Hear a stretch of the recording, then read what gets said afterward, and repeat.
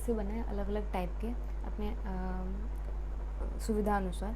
ये मैंने हिंदी इंग्लिश में बना दिया है सेम सब्जेक्ट पे, ये हिंदी में है द एग्जैक्ट ट्रांसलेशन ऑफ इसका। सो स्टार्ट करते हैं। अलग अलग टाइप के नोट्स हैं। अगर आप थ्योरी सब्जेक्ट्स पढ़ने में बहुत हिचकिचाते हैं या आपको नहीं पसंद, सो ये उसके लिए आप थ्योरी नोट्स अलग अलग बना सकते हैं। ये फर्स्ट टाइप के नोट्स हैं। इसमें सबसे अच्छी बात ये होती है कि अगर आप कोई सब्जेक्ट पहली बार पढ़ रहे हैं तो इस टाइप के नोट्स बनाइए। इसमें बहुत टाइम लगता है और बहुत मेहनत लगती है, क्योंकि ये एक डिटेल नोट्स होते हैं, बहुत ज़्यादा नोट्स होते हैं। मैंने क्या किया था, मैंने जब इस टाइप के एग्ज़ाम्स दिए थे स्ट्रैटेजिक मैनेजमेंट के, तो मैंने जो इसके टेक्स्ट बुक्स थे वो तो लिए ही, साथ में एक दो रेफरेंसेस बुक्स भी ले लिए, और ऑनलाइन मटेरियल जितना भी अवेलेबल था उसको मैंने कंसिडर किया।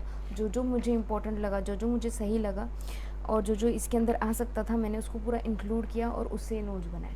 जितना पॉसिबल हो पाया मैंने इसमें डायग्राम्स, चार्ट्स, टेबल्स बनाया। टेबल्स बनाने से चीज़ें बहुत जल्दी याद हो जाती है। इवन अगर डायग्राम्स भी आप इसी तरह याद करते हो तो बहुत जल्दी आपको इन्फॉर्मेशन याद हो जाती है। तो मैंने ये डिटेल नोट्स जब मैंने पहली बार पढ़ा था तब बनाया था। तो जब भी आप कोई नया सब्जेक्ट पहली बार पढ़ते हैं तो ऐसे डिटेल नोट्स बनाइए। डिटेल नोट्स बनाने से फ़ायदा ये होता है कि आप कोई भी चीज़ में कंफ्यूज नहीं होते, आपको पूरा डेप्थ नॉलेज मिलती है, टू द पॉइंट नॉलेज मिलती है, और कोई भी चीज़ छूटती नहीं है। लेकिन इसमें हाँ, मेहनत और टाइम दोनों जाता है। अब दूसरा, अगर मैं यही सब्जेक्ट दोबारा या तिबारा कर रही हूँ तो मुझे इसके शॉर्ट नोट्स चाहिए होंगे।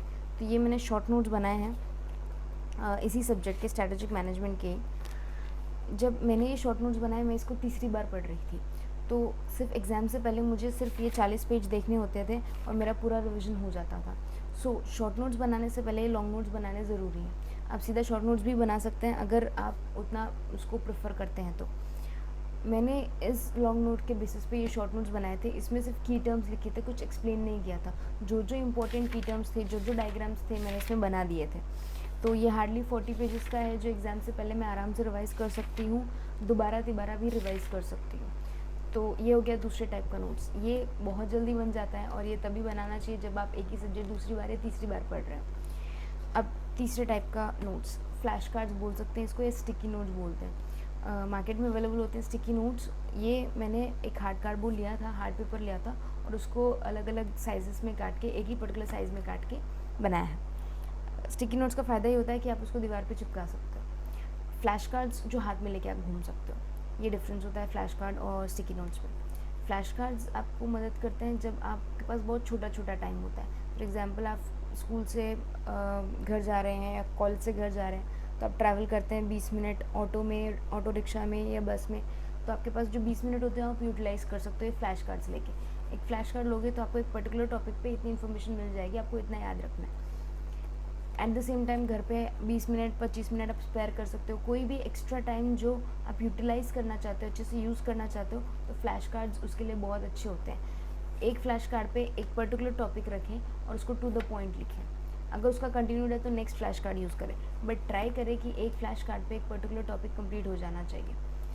Okay, the next one is ये माइंड मैप्स।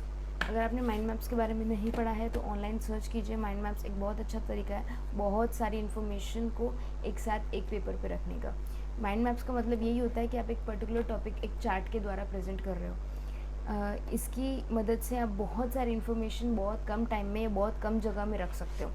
जैसे मैंने ये रखा, ये मैंने इन्फॉर्मेशन टेक्नोलॉजी के नोट्स बनाए थे रिलेटेड टू कंप्यूटर्स, और मैंने पूरे के पूरे नोट्स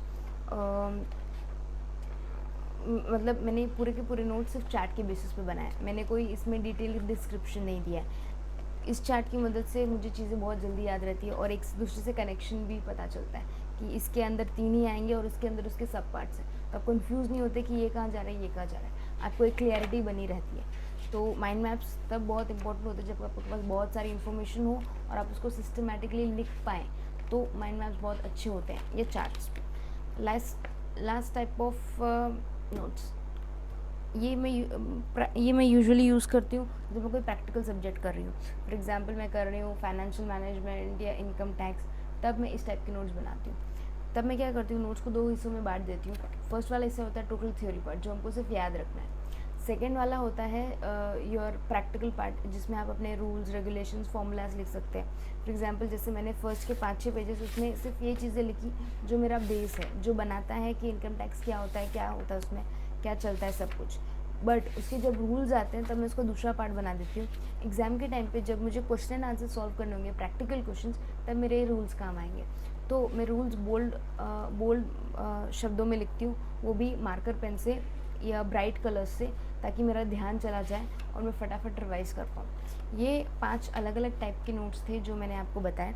इसके अलावा भी आप अपने स्टाइल के हिसाब से जैसे आपको सही लगे सब्जेक्ट वाइज या कंटेंट वाइज नोट्स बना सकते हैं।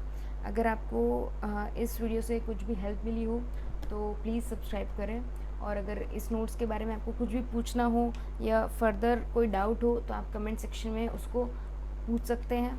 And thank you so much ये वीडियो देखने के लिए।